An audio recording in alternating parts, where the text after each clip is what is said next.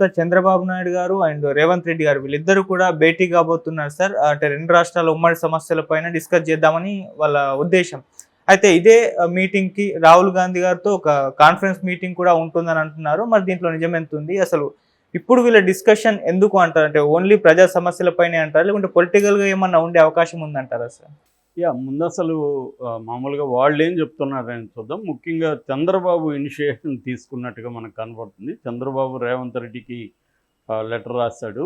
ఇట్లా మనం కలుద్దాము, కలిసి నేరుగా ముఖాముఖి అనేక విషయాలను చర్చించాల్సి ఉంది. ముఖ్యంగా 2 రాష్ట్రాలకు సంబంధించి పెండింగ్ ప్రాబ్లమ్స్ యాక్చువల్‌గా తెలంగాణ వచ్చి 10 ఏళ్ళు దాటినా కూడా రాష్ట్ర విభజనకు సంబంధించి అనేక సమస్యలు పెండింగ్‌లో ఉన్నాయి. వాటిని మనం చర్చిద్దాము, ముఖాముఖిగా చర్చించడం వల్లనే ఈ సమస్యల పరిష్కారానికి సుగమం ఏర్పడుతుంది అనేది చంద్రబాబు ప్రపోజ్ చేశాడు.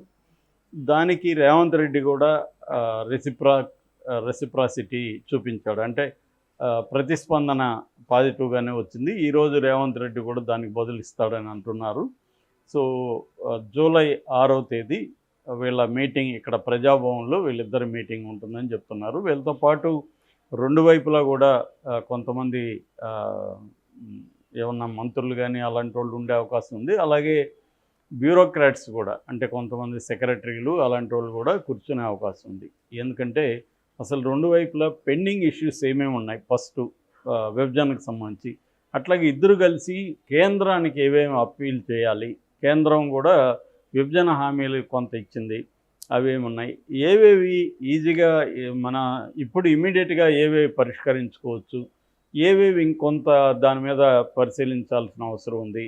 అంటే ఫర్ ఎగ్జాంపుల్ విద్యుత్ బకాయిలు ఇట్లాంటివి దాదాపు 5,000 కోట్ల పైన రావాలని మొన్న ఒక మంత్రి చెప్పారు, నాదెండ్ల మనోహర్ అనుకుంటా. ఓకే. సో అలాగా ఇక్కడి నుంచి రావాల్సిన కొంత బకాయిలు ఉన్నాయి. అది గతంలో జగన్ కూడా ఇలాగే ముఖ్యమంత్రులు ఇద్దరు కలిశారు అప్పుడు కూడా, కానీ అదేమీ సాల్వ్ కాల. వాళ్ళిద్దరి మధ్య పొలిటికల్ అండర్స్టాండింగ్ పెరిగింది, దానివల్ల వాళ్ళిద్దరికి హెల్ప్ జరిగి ఉండొచ్చేమో, కానీ రాష్ట్రానికి పెద్ద హెల్ప్ జరగలేదు. కాకపోతే గొడవలు లేకుండా ఉన్నారు. ఆ రాష్ట్రానికి ఈ రాష్ట్రానికి మధ్య పెద్ద గొడవలు లేకుండా నడిచింది బండి ఈ 10 ఏళ్ళు. అయితే రేవంత్ రెడ్డి అధికారంలోకి వస్తాడేమో మనం రాకుండా చూసుకోవాలని గొడవలు కూడా లాస్ట్ డే క్రియేట్ చేశారు. అది కూడా జగన్ అండ్ కేసీఆర్ ఇద్దరు కలిసి నాగార్జున సాగర్ దగ్గర ఒక డ్రామా క్రియేట్ చేస్తున్నట్టుగా మనకు అర్థమవుతుంది. అప్పుడు కూడా రేవంత్ రెడ్డి దాన్ని చేశాడు. దాని తర్వాత సెంటిమెంట్ని ఉపయోగించుకోవాలని ఇటు కేసీఆర్ ట్రై చేశాడు, రేవంత్ రెడ్డి కూడా ట్రై చేశాడు. సో ఇప్పుడు అక్కడ రేవంత్ రెడ్డికి ఒకప్పుడు గురువు అని పేరుంది. ఎందుకంటే రేవంత్ రెడ్డి చంద్రబాబు దగ్గరే రాజకీయాలు నేర్చుకుని పెరిగాడు. అయితే రేవంత్ రెడ్డి దాన్ని ఒప్పుకోవట్లేదు. నేను ఆయన అనుచరుణ్ణి కాదు సహచరుడిని అని చెప్పాడు. నిజంగా కూడా అదే. వాళ్ళు ఎలా చూస్తున్నారనేది ఇంపార్టెంట్. ఆయన అనుచరుడు కాదన్నప్పుడు మనం అనుచరుడు అని అనాల్సిన అవసరం ఏం లేదు.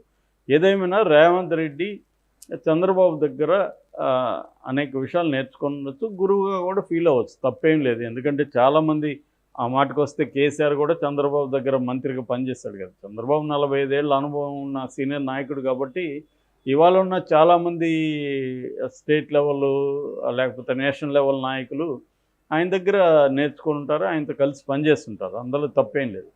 అంత మాత్రాన ఒక స్టేజ్ దాటిన తర్వాత ఈక్వల్గా చూడడం అనేది జరుగుతుంది ఎక్కడైనా లైఫ్లో అయినా. ఇప్పుడు మన దగ్గర ఎవరో నేర్చుకుంటాడు, అతను మనకంటే పెద్ద పొజిషన్లోకి వెళ్తాడు, అప్పుడు నువ్వు కూడా నా శిష్యుడు రారాగిరా అనలేం కదా. కొంత హోదా అదంతా పరిస్థితిని బట్టి వాళ్ళకి గౌరవం ఇస్తాం. అలాగా వీళ్ళిద్దరూ ఏదో గురు శిష్యులు కలుస్తున్నట్టు చాలామంది చెప్తున్నారు, కానీ గురు శిష్యులు అనేది కాదు, ఇద్దరు ముఖ్యమంత్రులు కలుస్తున్నారు. సో మంచిదే ఇది. చంద్రబాబు ఇనిషియేషన్ అనేది ఖచ్చితంగా ఆహ్వానించదగింది. దీనివల్ల 2 రాష్ట్రాలకు కూడా మేలు జరిగే అవకాశం ఉంది. ఎందుకంటే సామరస్యంగా పరిష్కరించుకుంటే అనేక సమస్యలు పరిష్కారం అవుతాయి. అంతేగాని దాన్ని పొలిటికల్గా చేసి ఇక్కడ సెంటిమెంట్ ఉపయోగించుకొని అక్కడ సెంటిమెంట్ ఉపయోగించుకుంటే ప్రజలు నష్టపోతారు. ఆ రకంగా మంచి పనే వీళ్ళ మీటింగ్ అయితే ఖచ్చితంగా మంచి పనే. దీని నుంచి ఏమి అవుట్కమ్ ఏందనేది ఇంపార్టెంట్. కలవడం వరకు మంచి పని, అజెండా కూడా బాగానే ఉంది. అయితే దీని ఇంకా కాంక్రీట్ అజెండా మనకు తెలియదు. అంటే 1 by 1 ఏ అంశాలు చర్చించబోతున్నారు ఈ మీటింగ్లో అనేది ఇంకా బయటికి రాలేదు. ఇద్దరు ఇప్పుడు మీటింగ్ కలుద్దాం అనుకోవడం ఫస్ట్ స్టెప్పు. దాని తర్వాత ఏ అంశాలు కాంక్రీట్గా అంటే నీటి పంపకానికి సంబంధించి, తర్వాత నిధులకు సంబంధించి, ఇద్దరి సమస్యలు కేంద్రంతో చెప్పుకోవాల్సిన సంబంధించి ఇలాంటి అనేక అంశాలు ఉన్నాయి.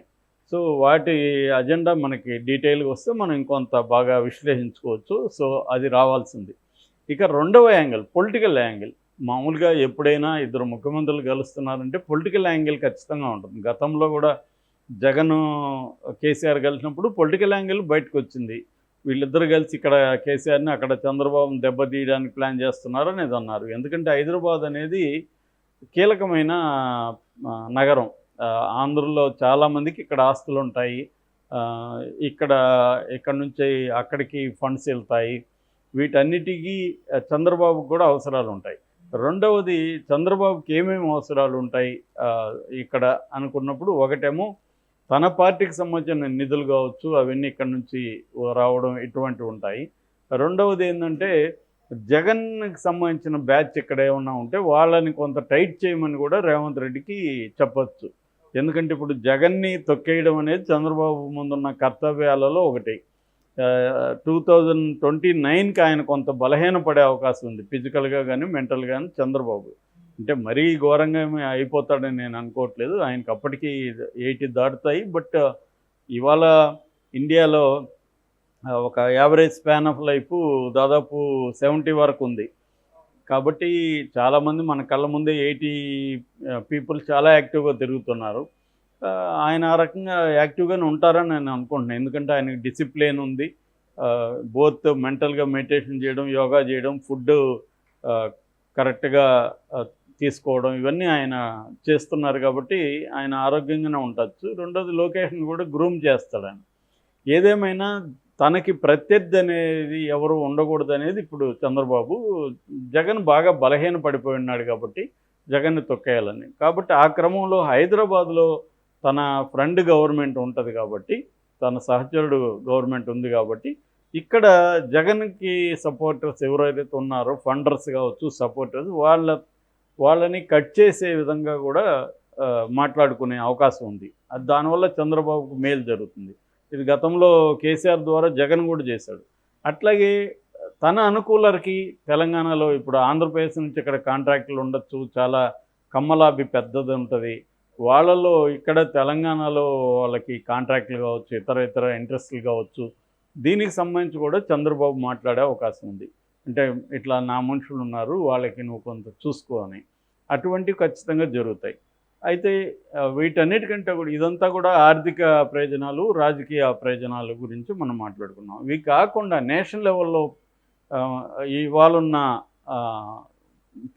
పొలిటికల్ పిక్చర్ని మనం దృష్టిలో పెట్టుకుంటే, చంద్రబాబు రాష్ట్రానికి కావచ్చు, తనకి ప్రయోజనాల కోసం కావచ్చు, మోడీని కొద్దిగా ప్రెజర్ చేయగలిగిన పరిస్థితిలో ఉన్నాడు.